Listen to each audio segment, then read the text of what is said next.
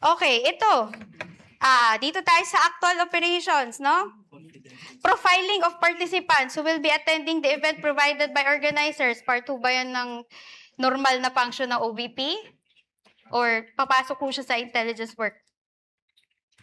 Sa intelligence work po. Okay, salamat po. Deployment of intel operatives and informants along routes, primary and alternate, from the landing zone to the venue. Is that an OVP admin work or intelligence-related ho yan? Kasama po yan sa intelligence-related activities. Okay, salamat po. Okay, gusto ko man hong isa-isahin ito, Your Honor, no? Pero I think we are constrained by time. But the court can peruse the documents for its We have all information. the time, Mr. Witness. Gusto mo, Once- attorney? Go ahead. Once Na, it baka is magutom once na it is tayo. formally offered, that's when Yeah. we will be able to peruse it. So, Counsel.